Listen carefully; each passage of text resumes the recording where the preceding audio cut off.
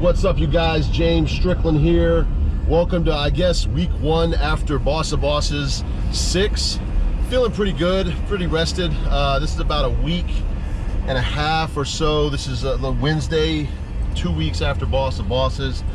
Still have some bruising on my left lat. Show you the guys that in a minute just to kind of see how it's healing, but I feel pretty good. I'm not trying to do anything crazy. Obviously, I want to go into my next training cycle very healthy and uninjured. But one thing I notice whenever I get a strain or something like that on my lat from deadlifts, which is what this one was caused from, it happened a couple years back. It doesn't affect my bench, but I want to test the waters today a little bit. I'm not going to do anything too crazy. Just gonna work up, you know, if it's just the bar, it's just the bar. But just want to see kind of where we're at, because I want to give my coach some feedback for the next couple weeks. I'd like to obviously do another bench only training cycle, but how things feel and move today will kind of dictate when we can start that training cycle. There's no rush, but I mean, if I'm 100% right now and this, you know, lat strain, tear, whatever it is, isn't going to affect me in a negative way to start training earlier, then by all means I want to do that. So heading over to Dynamic Fitness in Katy just to get a little bit of a workout in. I'm not going to do anything crazy, like I said. I'll probably just hit a couple heavy sets on bench if I can get up to whatever, and then maybe some accessories just to get some blood flow, and then shut it down for the week, maybe do some swimming and things like that. And then if everything checks out this week, I will ramp things up next week and start whatever the cycle needs to be, maybe 10 weeks or something like that.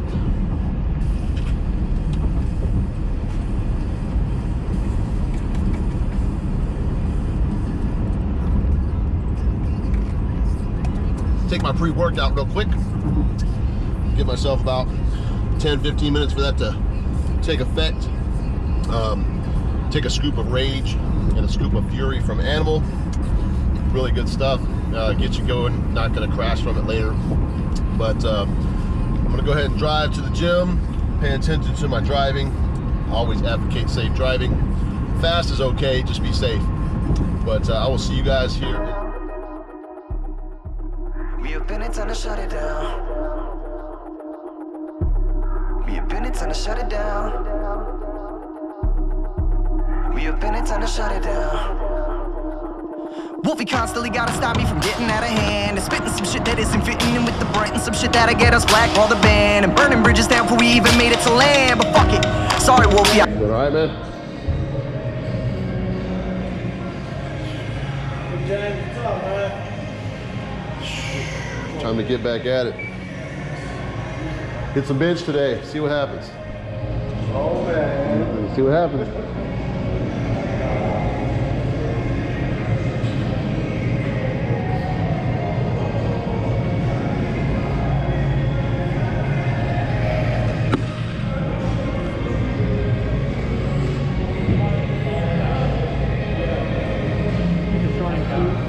All right, man. How are you? Good. Congratulations on beasting it up, man. I appreciate it. I'm gonna go in and see what happens. From the beginning, watch every one of y'all's videos. All right, you guys can see that. See if you can see everything right there.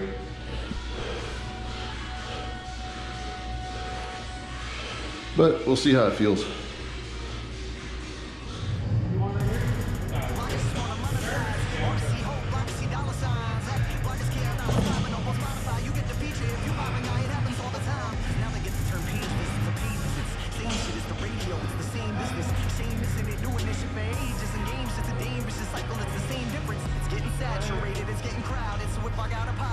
I ain't allowed it, so miss me with that bullshit, I ain't about it. They were doubting way before Rumble did 1,000.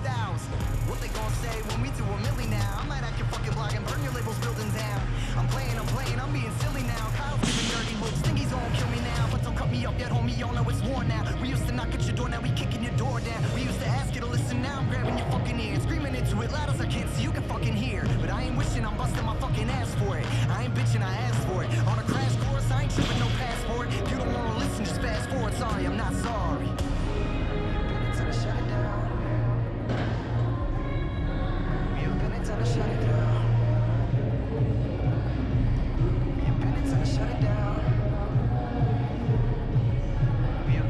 shut it down.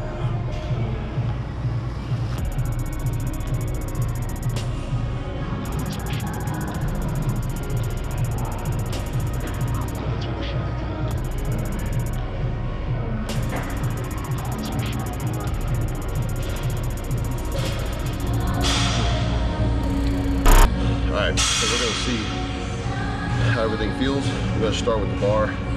No expectations for today. Just want to see where we're at. If anything hurts, anything feels out of place, shut it down. So let's go and see what we can do. We got about an hour or so to work in. So we've got to kind of play conscientious of time. But let's get it, see what happens.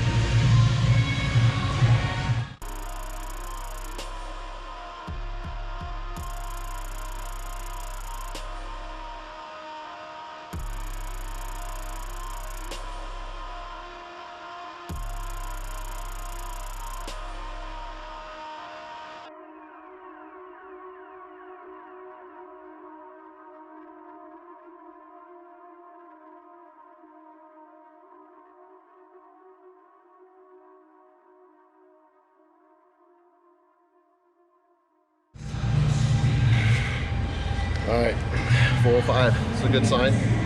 Nothing crazy yet. Feeling good. See how it feels.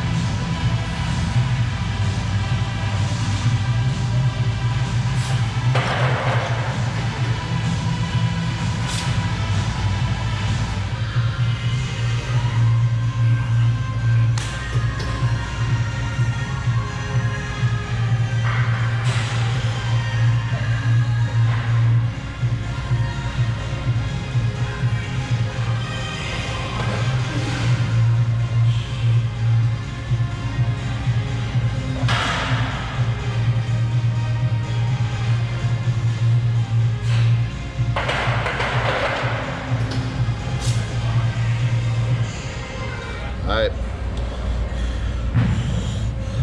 585. 585 to stay alive.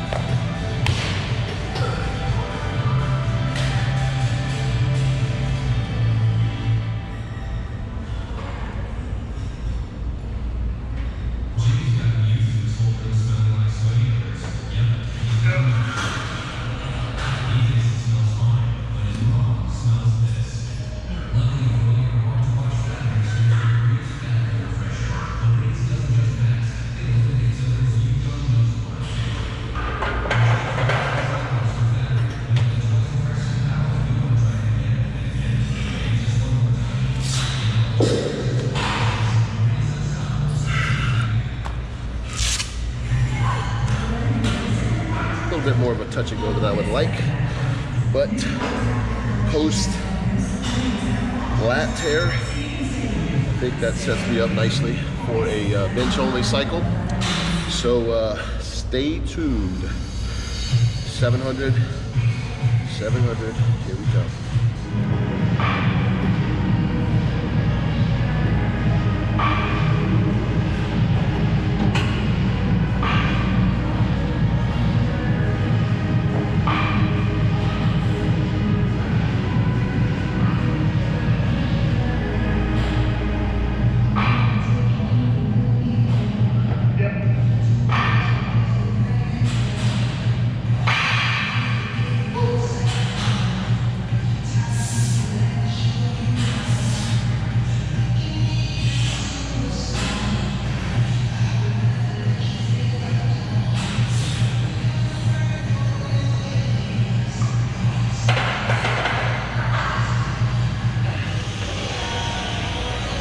All right, so out of workout, did a couple accessories, didn't put them on camera, but feeling pretty good. Obviously, I ended up doing a 500 for 7 at the end just to kind of burn out. My reps are obviously not up to par with my 1 rep max, but that's all good. It doesn't really calculate properly. Anyways, that's it for the video recap of this week. Gonna go back to James in the studio for your question and answers. See you. All right, back in the studio. So, you know, this is about 4 days later where I'm doing the question and answers. Still feel really good. Actually got another day in this week. Didn't want to show that on the video because I was just trying to basically get back in the gym, see how everything felt. The lat feels great. Talked to my coach. We're going to be moving forward with a bench cycle. Not sure exactly when the meet will be. I want to play that by ear, but I'm thinking sometime around the November time frame. There's a couple meets that I'm looking at that are pretty local. I like to stay close if I can, but I'd really like to ride this wave out. I've built up a great foundation for bench during the last few training cycles and kind of just didn't quite get to put it all on the platform in bench only anyways. But really excited about how things went at my bench this week, and I'm feeling really good. Got some more back in as well and some triceps. So definitely worked on some accessories that you guys didn't see this week, but that will change moving forward. I'll show you guys everything from this point that's having to do with the bench. Go ahead and jump into the question and answers this week. I've got one from YouTube and one from Instagram. Make it short and sweet. Let's jump right in. All right, the first one is from Lanredo on YouTube, and he asked how to get rid of a sticking point about 8 to 12 inches off the chest in bench. Well, if you go back just a little bit on this video, you'll see right before I did the 635, there's an isometric bench in there, and basically that's right off the chest. So it's probably not going to pertain to this particular question, 8 to 12 inches. 8 to 12 inches is probably getting closer to a pin press or a lockout, but isometric presses can definitely help. That's just kind of one tool in your tool belt there. But I would set it up in a squat rack where you have safety pins and put the bar, or the pins, I'm sorry, just about where if you were to press against the bar from underneath, it would be right at your sticking point or maybe just below, because that's probably the spot where it's actually weakest. And do 6 seconds or so. There's no real, you don't have to stay within, 5 to 10 seconds. You can, I think 6 seconds is fine. And you want to put 100% effort into that bar. You want to try to rip the squat rack out of the ground. Now, hopefully it's bolted in because you probably will push it off the ground. Don't do it if it's not bolted in. That's just one thing that you can do is isometric presses. And really it can be wherever your sticking point is. So if your sticking point is right off your chest, then set it up right off your chest. If it's higher up, it's maybe 3 inches from lockout, then set the pins up 3 inches from lockout. So that way the bar is actually being pressed in a static position at your sticking point. Another thing you can definitely do is, you guys have seen me do, is bands and chains. Bands will definitely create some accommodating resistance as you're coming, if it's set up in a typical fashion where the bands are coming down off the bar. It's going to help you to have to accelerate off your chest in order to fight the added resistance as the band gets stretched further and further.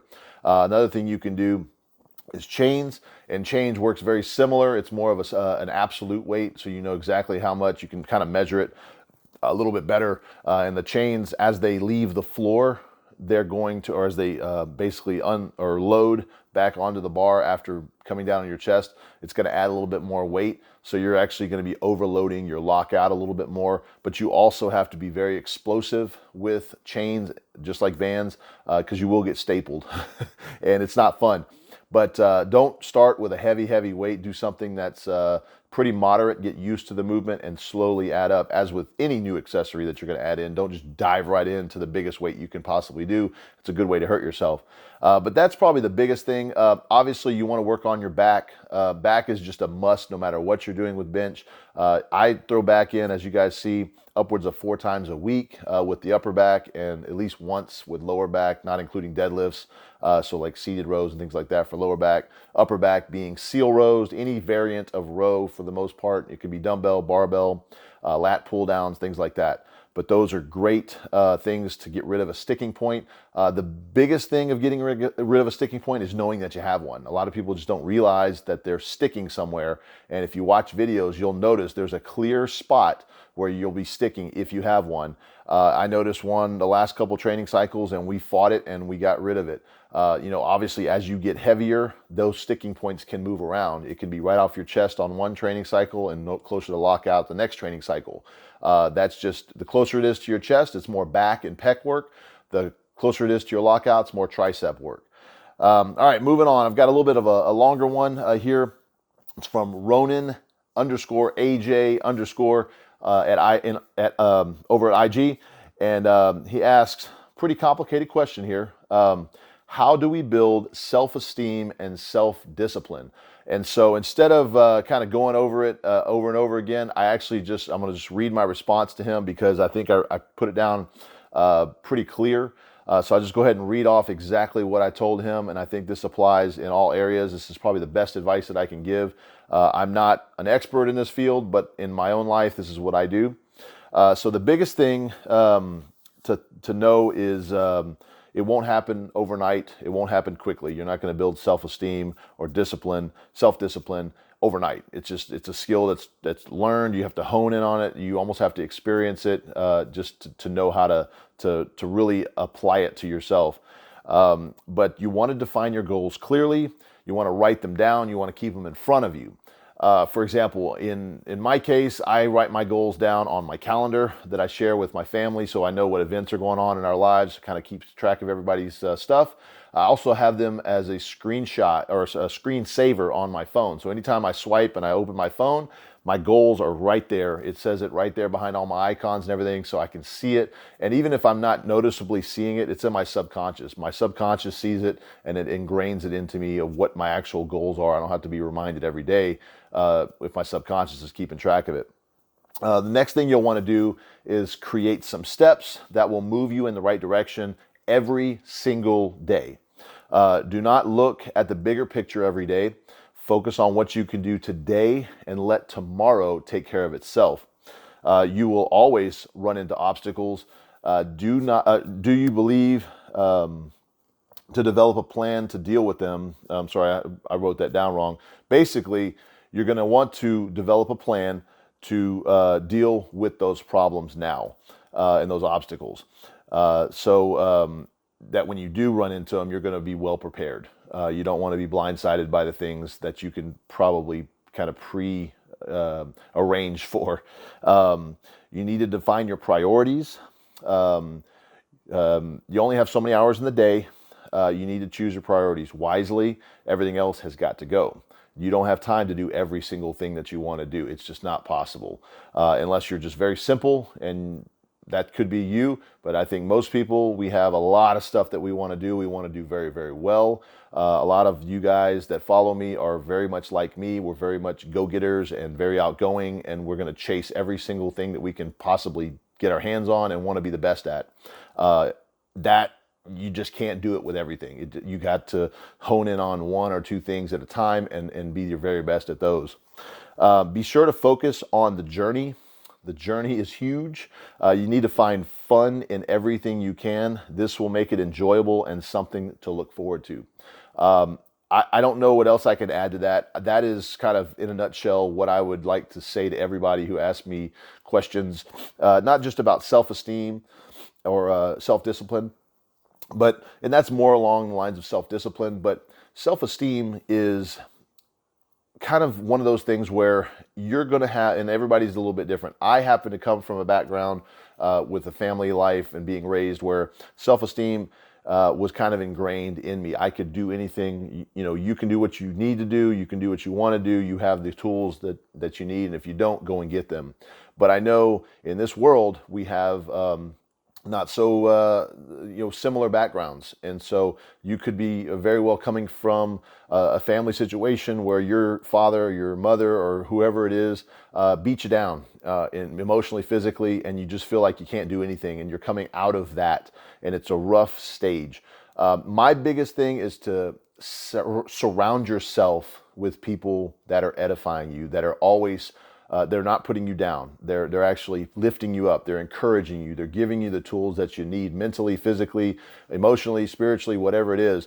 Get around those people because it will literally absorb into you. Just being around positivity and those, and I don't say that in a cheesy way, like, oh, everybody's just jumping around, having fun, doing dances and everything. I'm talking about people that really care about your success, and you'll know very quickly who those people are.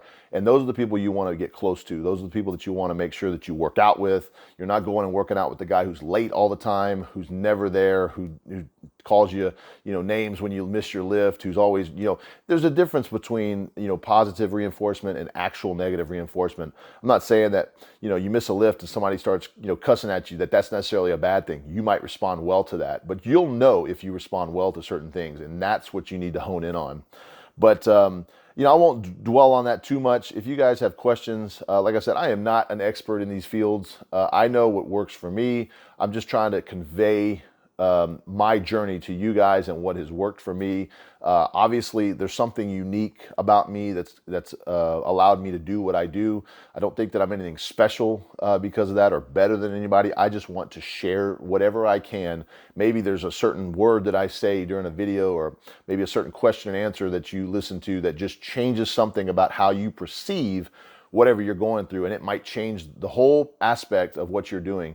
And that is what I'm really going for. I definitely want to use my platform to help you guys out. I won't be, the world bench press guy forever. I'm sure I'll move on to do other things, or I won't be at the top of my game forever. And I think that this is the way that I'd like to kind of give back to the sport. And so as things, progress, I want you guys to see what I do in my life, how I balance my life. And if that works for you guys, then so be it. I'm glad to help out. But that is it for this week's Q&A. We got a little bit of storm in Houston today, so I'm sorry for any background noise or thunder or rain. I can't really stop that. It's not like I have a soundproof house. But anyways, so before I forget, head on over to benchonly.com. That's my website. I've got shirts for sale. Those are custom-made shirts. I don't buy those from anywhere. I literally just take some time with my wife, and we basically make those shirts custom made. Those are all my designs. So if you want to help me out anyway and get a cool shirt, head on over to benchonly.com. You can also check out my latest and greatest training programs, which is, obviously my 24-week bench program is hugely popular, and then now the 2.0 is becoming just as popular. It's very similar as far as the structure, but it's got a little bit of different approach as far as the accessories. So that way, if you've run the 1.0 program, you could basically run the 2.0 program and get a little bit of different stimulus from it, but still the same great results that I'm hearing from everybody. And I've got plans as low as $19.99, so you can get in there, even if you're on a budget. But I do have some coaching spots that hop up and are available from time to time, so you can work one-on-one with me. I like to make sure that you guys understand that my coaching is not kind of what I've seen out there. I really do take pride in listening to your concerns, your feedback, watching the videos on a weekly basis with my custom coaching clients, and giving you the feedback that you need to help you get to your next goal. It doesn't necessarily have to be powerlifting. I do like to keep it in the strength sport arena. So if you're wanting to just lift weights, squat, bench, and deadlift are kind of the key key main lifts, but we can definitely work on some other things. I don't provide any kind of diet or anything like that, or necessarily like body sculpting, bodybuilding advice. I can definitely recommend you to some people, but I try to keep it strictly to the kind of the programming and video review. But I've got a lot of people that I've helped that I can definitely, if you're interested, pass on their information, and you can kind of get some referrals from them. But I'm going to go ahead and wrap it up for this week. Definitely, if you're on Instagram, go over there and check me out. Follow me at SwimHack. I post up some interesting posts from time to time with what I'm eating and where I'm going, with the family, things like that. So you can kind of see almost a backstage pass to what's going on in my life, or stories and things like that. But definitely appreciate you guys all tuning in. See, you got a lot of new subscribers coming on board. So, if you're watching this and you haven't subscribed and you like what you're seeing, definitely hit that subscribe button and your notifications turned on so you can see the new videos that I'm posting pretty much every week now. I will be doing a video recap that's on a bench only cycle. I wasn't sure what I was going to be doing this time around right after the meet. But the lat feels good. I think we can go 100% into this next bench cycle. In fact, this recap is a little bit after my first bench day, so I won't give any of next week's stuff up yet. But going well, and I think November is looking pretty good for the next meet. So stay tuned for that. And, like this video, share it with your friends, and I will see you guys next week. See ya.